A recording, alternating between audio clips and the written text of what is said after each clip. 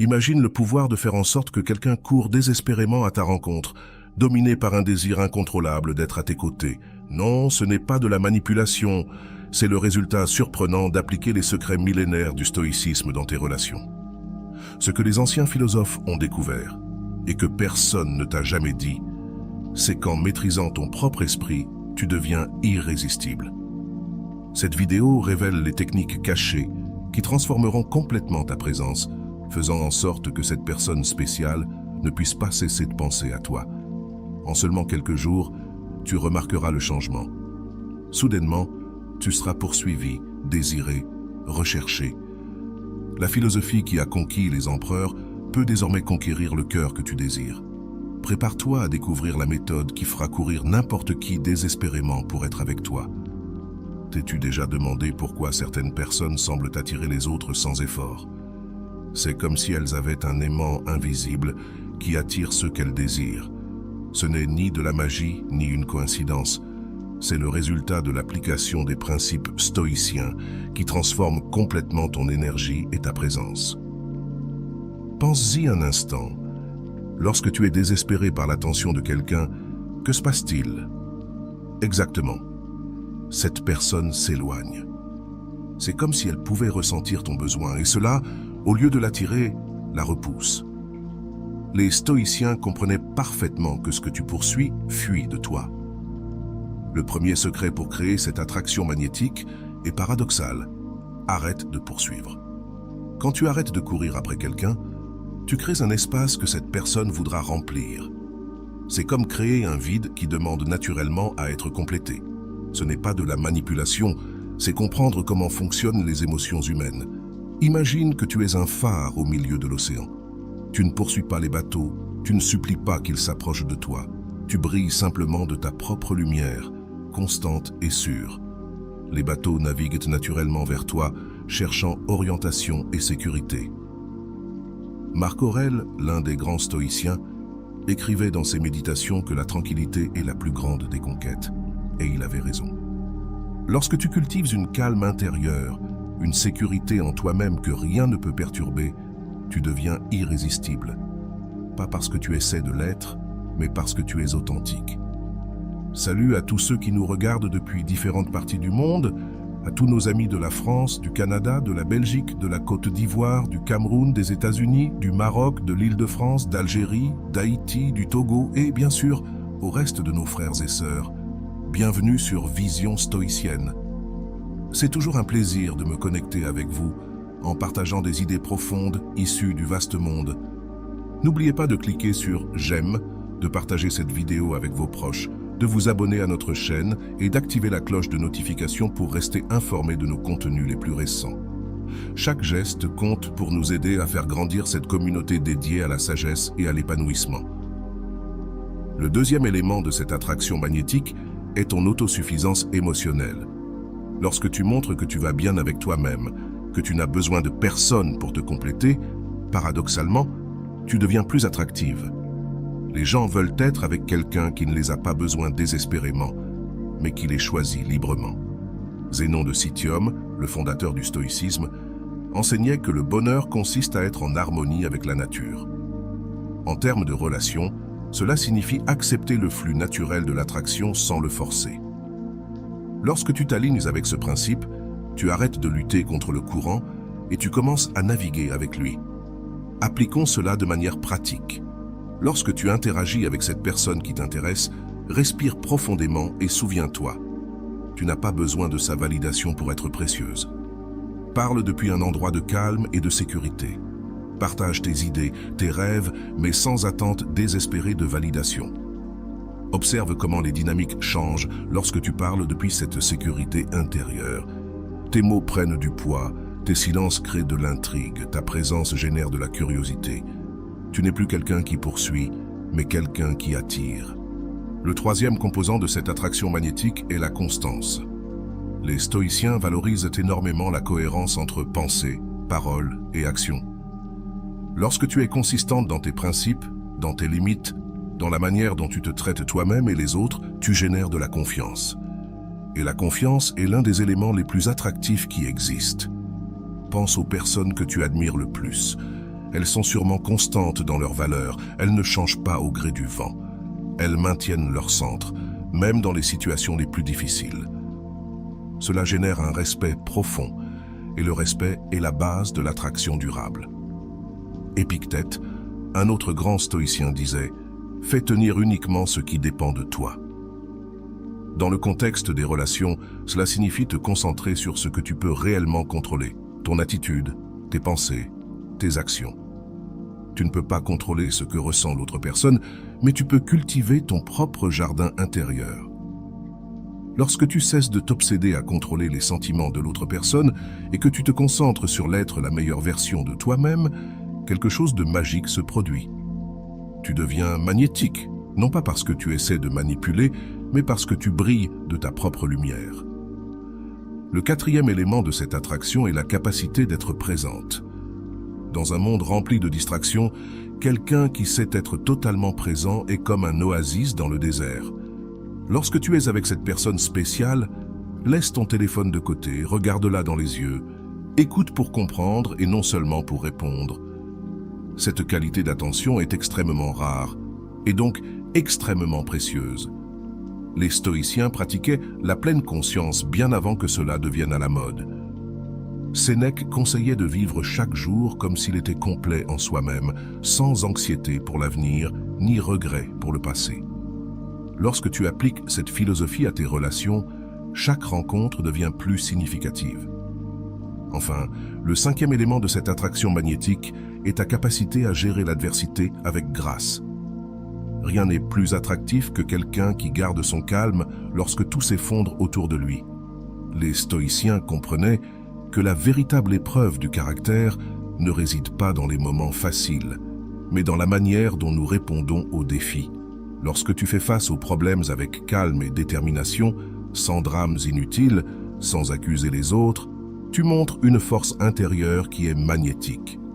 Si tu es arrivé jusqu'ici, écris dans les commentaires « Amour véritable ».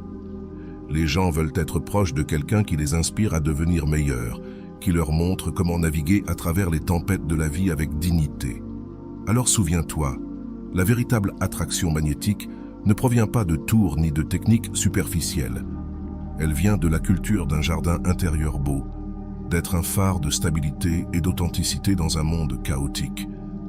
Lorsque tu appliques ces principes stoïciens, tu n'auras pas besoin de courir après quelqu'un. Ils viendront te chercher, dominés par le désir d'être en ta présence, non parce que tu les as manipulés, mais parce que tu es devenu quelqu'un qui attire naturellement ce qu'il mérite. Et le plus beau dans tout ça, c'est que même si cette personne spécifique ne réagit pas comme tu l'espérais, tu auras créé une vie si pleine et équilibrée que tu seras bien de toute façon. C'est cela la véritable liberté que le stoïcisme offre, l'indépendance des résultats extérieurs et la richesse d'une vie bien vécue. Le pouvoir silencieux. As-tu remarqué que les personnes les plus puissantes sont souvent les plus silencieuses?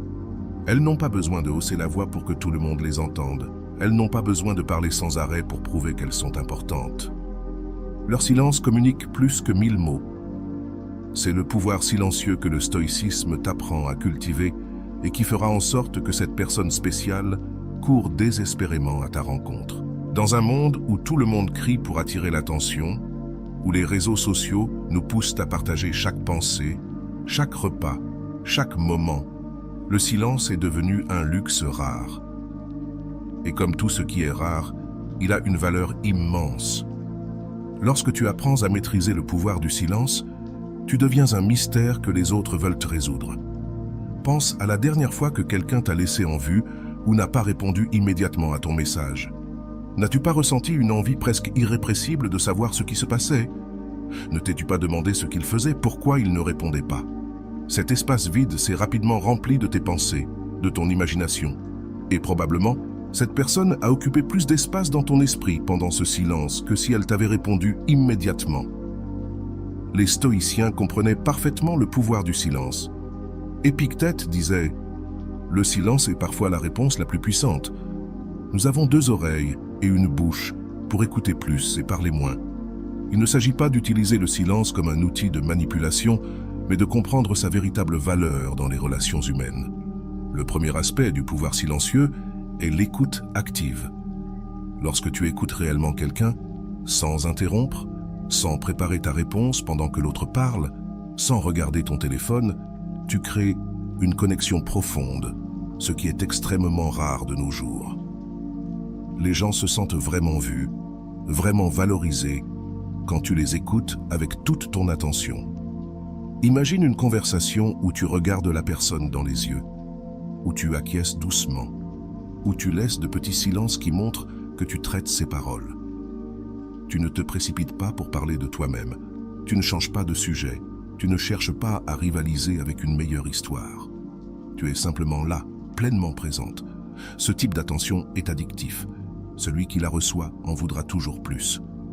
Le deuxième aspect du pouvoir silencieux réside dans ce que tu ne dis pas. Les stoïciens croyaient fermement à la modération, même dans les paroles. Ne pas tout partager immédiatement, ne pas révéler chaque pensée, chaque sentiment, chaque histoire. Pas parce que tu caches quelque chose, mais parce que tu comprends que l'intimité se construit progressivement. Partager tout d'un coup, c'est comme servir un banquet à quelqu'un qui n'a pas faim. Lorsque tu partages ta vie, tes rêves, tes peurs, petit à petit, tu crées une sensation de découverte continue.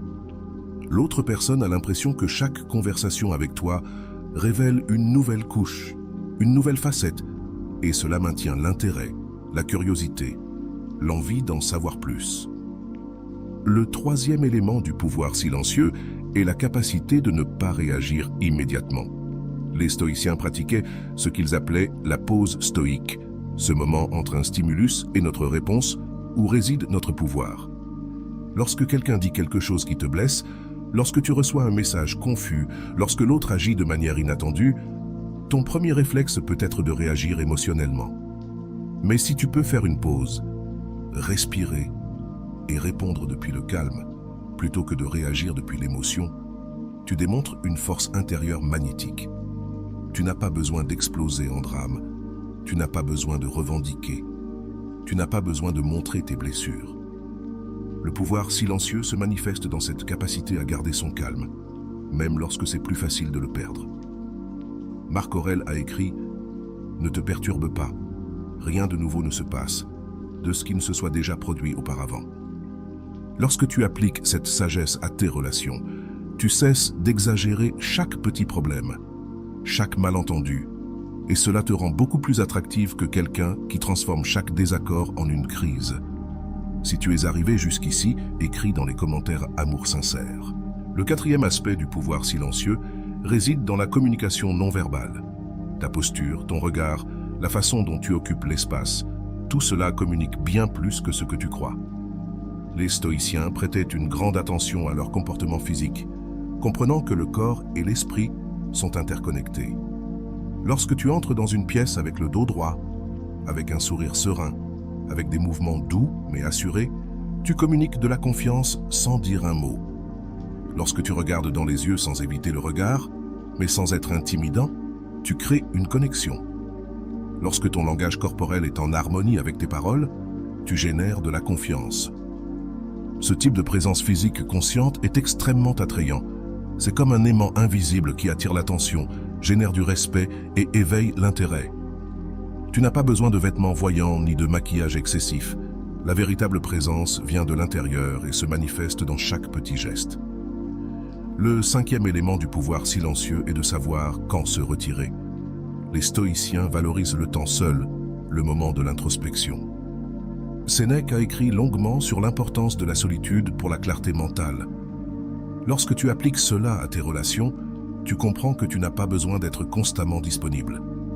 Avoir ton propre espace, tes propres intérêts, tes moments de solitude ne fragilisent pas la connexion, au contraire, cela la renforce. Cela montre que tu as une vie pleine, au-delà de cette relation, que tu ne dépends pas de l'autre pour te sentir complète et paradoxalement, cela fait que l'autre te valorise davantage, qu'il ou elle éprouve un plus grand désir d'être avec toi quand tu es disponible. Imagine que tu reçoives un message et, au lieu de répondre immédiatement, tu attends quelques heures parce que tu étais occupé avec tes projets, ton développement personnel, tes amitiés. Tu ne le fais pas pour créer une rareté artificielle, tu le fais parce que tu as sincèrement une vie riche et épanouie. Cela génère un profond respect Et oui, aussi un désir d'être une part de cette vie intéressante que tu as construite. Enfin, le pouvoir silencieux se manifeste dans ces moments d'intimité où les mots sont superflus. Lorsque tu peux être en silence avec quelqu'un sans te sentir mal à l'aise, sans avoir besoin de remplir chaque pause, tu as atteint un niveau de connexion profond. Ces silences partagés, loin d'être vides, sont pleins de signification. Les stoïciens comprenaient qu'une grande partie de la sagesse consiste à savoir quand parler et quand se taire. Dans tes relations, apprends à apprécier ces moments où les regards, les petits gestes, la simple présence partagée communiquent bien plus que n'importe quel discours. Rappelle-toi, le pouvoir silencieux ne consiste pas à jouer à des jeux ni à manipuler les émotions. Il consiste à cultiver une présence si pleine, si sûre, si authentique, que tu n'as pas besoin du bruit constant pour être remarqué. Et quand tu maîtrises cet art, tu n'auras pas besoin de poursuivre qui que ce soit. Ils viendront à ta rencontre, fascinés par cette force tranquille qui rayonne de toi, désespérés de découvrir les trésors que ton silence promet. L'absence stratégique. Ce que nous avons, nous ne le valorisons pas tant que nous ne l'avons plus. Cette phrase simple renferme une profonde vérité sur le cœur humain. Nous avons tendance à prendre pour acquis ce qui est toujours disponible et à désirer intensément ce qui est rare. C'est l'essence de l'absence stratégique, un principe qui, lorsqu'il est appliqué correctement selon la philosophie stoïque, peut amener quelqu'un à courir désespérément pour te retrouver. Il ne s'agit pas de jouer avec les sentiments de qui que ce soit, ni d'utiliser des astuces manipulatrices, mais de comprendre une vérité fondamentale sur la nature humaine et de l'appliquer avec intégrité dans tes relations. Les stoïciens comprenaient que la rareté génère de la valeur. Sénèque, un grand philosophe stoïque, écrivait « Valorise le temps, permet à chaque moment d'être précieux ». Lorsque tu appliques cette sagesse à tes relations, tu comprends que ton temps et ta présence sont des ressources précieuses qui ne devraient pas être constamment disponibles pour n'importe qui. As-tu remarqué comment les gens ont tendance à poursuivre ce qui s'éloigne? Ce n'est pas une coïncidence. C'est une réponse psychologique profondément ancrée. Lorsque quelque chose ou quelqu'un est toujours disponible, notre cerveau le classe comme sûr et cesse d'y prêter attention. Mais quand cette chose ou cette personne devient soudainement indisponible, notre cerveau s'active. Nous commençons à y penser constamment, à l'apprécier davantage, à la désirer avec plus d'intensité. Imagine cela. Tu es toujours disponible pour cette personne spéciale. Tu réponds immédiatement à ses messages, tu annules des plans avec des amis si elle t'invite à sortir, tu surveilles chacune de ses publications sur les réseaux sociaux. Quel message transmet-il? Dis-tu, celui que tu n'as pas de vie propre, que ton temps n'est pas précieux, qu'il n'y a rien de plus important pour toi que cette personne. Même si tu crois que cela démontre ton intérêt et ta dévotion, en réalité, cela diminue ta valeur à ses yeux. C'est comme offrir un diamant gratuit à chaque coin de rue. Bientôt, il ne sera plus considéré comme précieux. L'absence stratégique commence par avoir une vie pleine pour toi-même. Les stoïciens insistaient sur l'importance de cultiver des vertus personnelles et de chercher l'excellence dans tout ce que nous faisons. Lorsque tu as tes propres projets, amitiés, passions et objectifs, il est naturel que tu ne sois pas disponible tout le temps. Et cela n'a rien à voir avec un athlète, c'est la conséquence naturelle de valoriser ta propre vie. Que signifie cela en pratique? Cela signifie que tu ne réponds pas aux messages pendant que tu es concentré sur ton travail. Cela signifie que tu n'annules pas ta séance de yoga juste parce que cette personne t'a invité à sortir à la dernière minute. Cela signifie que tu as des journées dédiées à tes amitiés où tu n'es pas constamment sur ton téléphone. Cette absence n'est ni un châtiment ni une manipulation. C'est simplement le résultat d'avoir des priorités claires et de te respecter toi-même. Paradoxalement, cela te rend beaucoup plus intéressante, plus désirable, plus précieuse aux yeux des autres. Si tu es arrivé jusqu'ici, écris dans les commentaires « Trouver l'amour véritable ». Marc Aurèle écrivait « Très vite, tu seras mort, et pourtant tu n'es ni simple ni calme ». Les stoïciens nous rappellent constamment la brièveté de la vie et l'importance de bien l'utiliser. Lorsque tu valorises ton temps, les autres feront de même. L'absence stratégique inclut également la création d'espaces de mystère dans la relation. Tu n'as pas besoin de partager chaque pensée, chaque sentiment, chaque mouvement. Quand tu laisses quelque chose à l'imagination, quand tu permets qu'il y ait certains espaces que l'autre personne ne connaît pas complètement, tu crées de l'intérêt. Souviens-toi de la dernière fois où tu as vu un film où tout a été révélé dans les 5 premières minutes. Probablement, tu as rapidement perdu ton intérêt. Les meilleures histoires conservent un certain mystère, une certaine tension qui te fait vouloir en savoir plus. Les relations fonctionnent de manière similaire. Cela ne signifie pas que tu dois être malhonnête ou créer une personnalité fausse. Cela signifie que tu comprends que l'intimité se construit progressivement, qu'il n'est pas nécessaire de tout révéler d'un coup. Une partie de la magie de connaître quelqu'un réside dans cette découverte graduelle. Un autre aspect important de l'absence stratégique est l'indépendance émotionnelle. Les stoïciens croyaient fermement en l'autosuffisance. Épictète enseignait que le bonheur doit dépendre uniquement de ce qui est sous notre contrôle et jamais de facteurs externes, y compris d'autres personnes. Lorsque tu montres que tu es émotionnellement complète par toi-même, que ton bonheur ne dépend pas de cette personne, tu crées une liberté qui est immensément attirante. Personne ne veut sentir qu'il est responsable du bonheur de quelqu'un d'autre. C'est un fardeau trop lourd. En revanche, lorsque tu montres que tu vas bien par toi-même, que tu apprécies sa compagnie mais que tu ne la nécessites pas désespérément, tu crées un espace où vous pouvez vous choisir librement, sans pression ni dépendance toxique. L'absence stratégique inclut également des moments de déconnexion totale. Dans un monde hyper connecté, où l'on attend de nous que nous soyons disponibles 24 heures sur 24 et 7 jours sur 7, prendre des périodes de déconnexion devient presque révolutionnaire. Éteindre ton téléphone pendant un week-end, faire un voyage sans mettre à jour constamment tes réseaux sociaux, profiter d'une journée complète sans regarder les messages.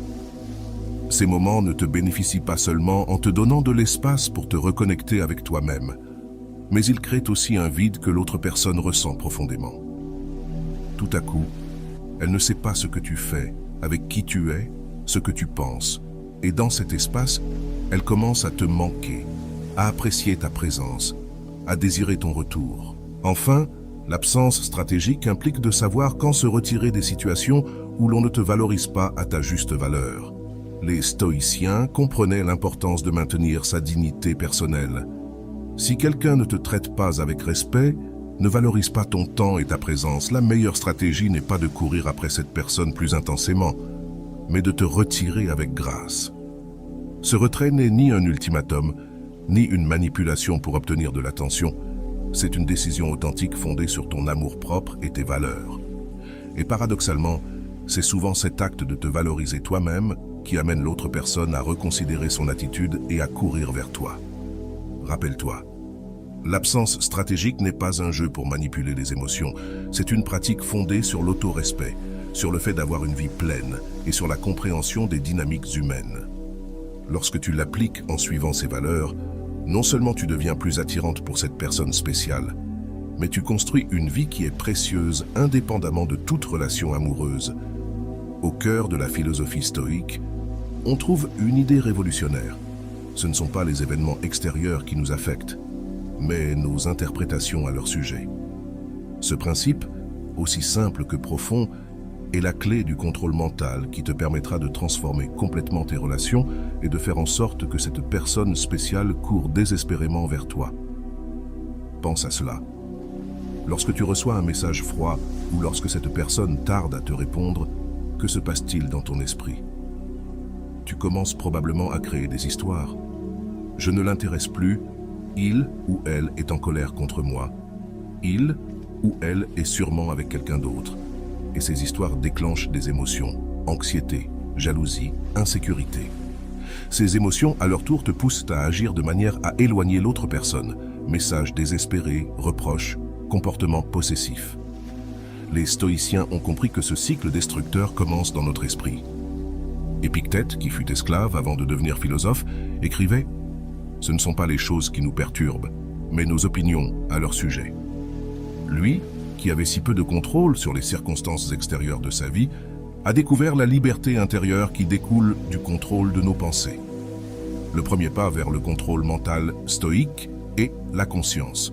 Observer simplement tes pensées, senties, identifiées complètement.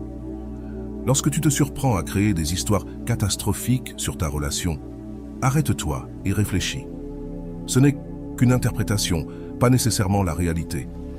Par exemple, si cette personne ne t'a pas écrit de toute la journée, au lieu de conclure immédiatement qu'elle ne t'intéresse plus, tu peux envisager plusieurs possibilités. Peut-être qu'elle est occupée par son travail, peut-être que son téléphone est en panne, ou peut-être qu'elle a simplement besoin d'espace pour ses propres affaires. En gardant ouvertes plusieurs interprétations, tu réduis la tyrannie de l'interprétation négative unique. Marc Aurèle, empereur romain et pratiquant du stoïcisme, écrivait chaque matin dans son journal pour examiner ses pensées et les orienter vers la vertu. Tu peux adopter une pratique similaire. Chaque fois que tu ressens de l'anxiété liée à cette personne spéciale, prends un moment pour écrire tes pensées. Ce simple acte crée de la distance entre toi et ses pensées, te permettant de les voir avec plus d'objectivité. Le deuxième aspect du contrôle mental est la distinction stoïque entre ce qui dépend de nous et ce qui ne dépend pas de nous. Épictète l'a parfaitement exprimé. Certaines choses dépendent de nous, d'autres non. De nous dépendent nos opinions, nos impulsions, nos désirs, nos aversions. En résumé, tout ce qui relève de nos actions. Ne dépendent pas de nous notre corps, nos biens, notre réputation, notre position. En résumé, tout ce qui ne relève pas de nos actions. Dans le contexte des relations, cela signifie accepter que tu ne peux pas contrôler les sentiments de l'autre personne, ses actions ou ses décisions. Ce que tu peux contrôler, c'est ta réponse, tes pensées, tes paroles, ton comportement. Lorsque tu cesses de tenter de contrôler l'incontrôlable, tu libères une immense quantité d'énergie que tu gaspillais auparavant en inquiétude et en anxiété. Imagine que cette personne spéciale commence à prendre ses distances. Tu peux devenir obsédé en essayant de comprendre pourquoi. Tu peux supplier pour attirer son attention, ou tu peux manipuler pour raviver son intérêt. Mais tu peux aussi accepter que ces sentiments ne soient pas sous ton contrôle. Concentre-toi plutôt sur le maintien de ta dignité et continue à construire une vie épanouie, indépendamment de sa présence. Cette seconde option est extrêmement attrayante, car elle démontre une force intérieure que peu de personnes possèdent. Le troisième élément du contrôle mental stoïcien est la pratique de l'amor fati, ou l'amour du destin. Nietzsche l'a exprimé magnifiquement, mais l'idée trouve ses racines profondes dans le stoïcisme. Aimer ce qui arrive, peu importe si cela correspond ou non à nos désirs initiaux. Dans les relations, cela signifie accepter pleinement la réalité telle qu'elle est. Si cette personne a besoin d'espace, si elle est confuse sur ses sentiments, ou si elle ne peut pas s'engager en ce moment, tu ne dois pas lutter contre cette réalité. Accepte-la pleinement, sans résistance, et choisis la manière dont tu veux y répondre. Cette acceptation n'est pas une résignation passive. C'est une compréhension profonde que lutter contre la réalité génère seulement une souffrance inutile. C'est la sagesse de distinguer ce que tu peux changer et ce que tu ne peux pas. Et c'est la sérénité d'accepter la seconde option. Lorsque tu montres cette capacité d'acceptation, de ne pas dramatiser, de ne pas mettre de pression, tu crées un espace de liberté dans la relation.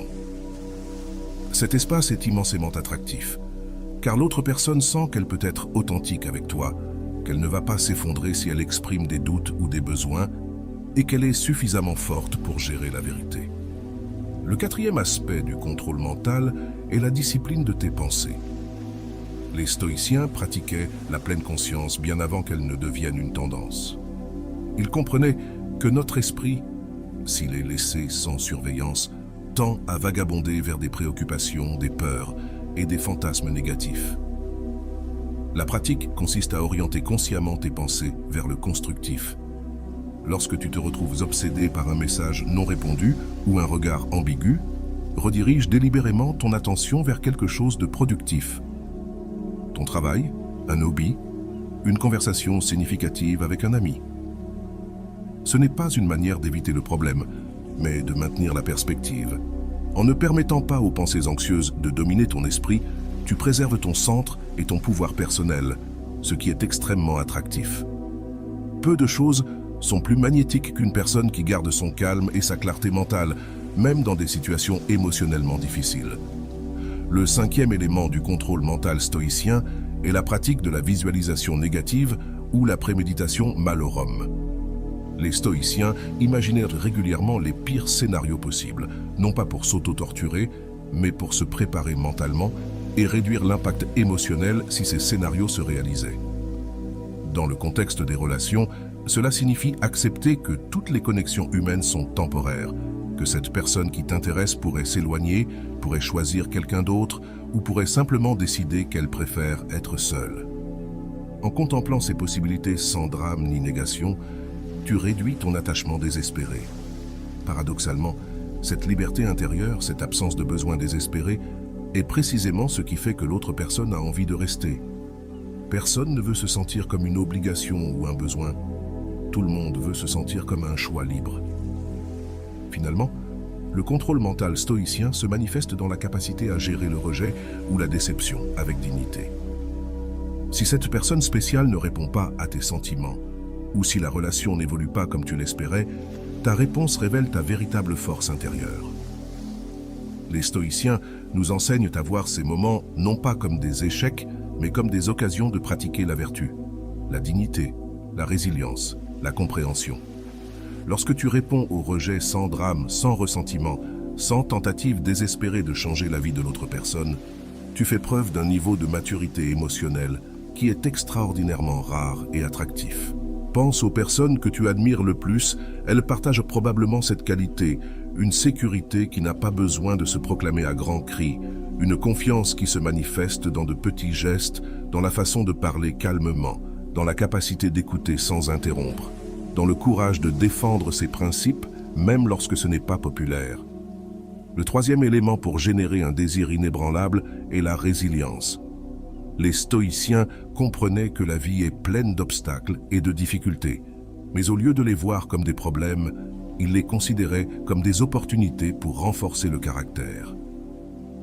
Épictète, qui a connu la souffrance en première personne en ayant été esclave, enseignait que chaque difficulté est comme un entraîneur qui nous prépare à de plus grands défis. Ce ne sont pas les événements qui perturbent les gens, disait-il, mais leur jugement sur les événements. Lorsque tu fais preuve de résilience face aux difficultés, lorsque tu gères les problèmes avec grâce et détermination, sans te victimiser, sans blâmer les autres, sans sombrer dans l'autocompassion, tu génères un type d'admiration qui se transforme facilement en désir. Ce n'est pas une qualité superficielle qu'on remarque dès la première rencontre. C'est quelque chose qui se révèle avec le temps, dans la façon dont tu réagis face aux défis, dans la façon dont tu te relèves après une chute, dans la manière dont tu transformes les obstacles en opportunités. Et précisément pour cela, elle est si puissante, car elle a des racines profondes, car elle parle de qui tu es vraiment quand les choses deviennent difficiles. Le quatrième aspect pour cultiver ce désir inébranlable est la présence. Je ne parle pas seulement d'être présent physiquement, mais de cette qualité de pleine attention, d'être complètement dans le moment, ce qui est si rare dans nos temps de distraction constante. Les stoïciens pratiquaient ce que l'on appellerait aujourd'hui la pleine conscience. Sénèque écrivait sur l'importance de vivre dans le présent. Le plus grand obstacle à la vie est l'attente qui dépend de demain et perd le aujourd'hui. Lorsque tu es véritablement présent, lorsque tu donnes toute ton attention à la personne devant toi, tu crées une connexion qui est addictive. Dans un monde où la plupart des gens sont partiellement présents, divisant leur attention entre plusieurs écrans, pensées et préoccupations, offrir ta présence complète est comme donner de l'eau dans le désert. L'autre personne le ressent, l'apprécie, le désire lorsqu'elle n'est pas avec toi. Cette présence se manifeste dans de petits détails. Regarder dans les yeux lorsque quelqu'un parle. Laisser le téléphone hors de vue pendant une conversation. Poser des questions qui montrent que tu écoutes vraiment. Te souvenir des détails des conversations précédentes. Ces gestes apparemment simples communiquent quelque chose de profond. Tu es important, ce moment compte. Je suis ici avec toi, complètement. Le cinquième élément pour générer ce désir inébranlable est le but. Les stoïciens croyèrent fermement en vivre selon la nature et en contribuer au bien commun.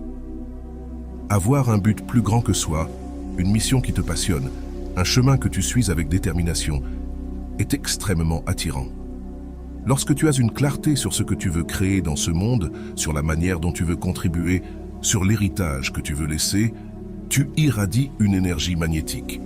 Tu ne fais pas simplement existence, tu crées, tu construis, Tu avances vers quelque chose de significatif. Ce sens du but se reflète dans tes yeux, dans ton énergie, dans tes conversations. Tu parles avec passion de tes projets, de tes rêves, des causes qui te tiennent à cœur. Et cette passion, cette direction claire, agit comme un aimant pour les personnes qui résonnent avec tes valeurs et ta vision. Tu n'as pas besoin d'avoir tout résolu. Tu n'as pas besoin de savoir exactement comment ton chemin se développera. L'important est que tu sois en mouvement, que tu sois engagé dans ta croissance et dans le fait de faire une différence, aussi petite soit-elle, dans ton environnement. Le sixième aspect pour cultiver ce désir inébranlable est l'intégrité. Les stoïciens considéraient la vertu comme le seul vrai bien. Pour eux, agir avec intégrité n'était pas négociable, peu importe les circonstances.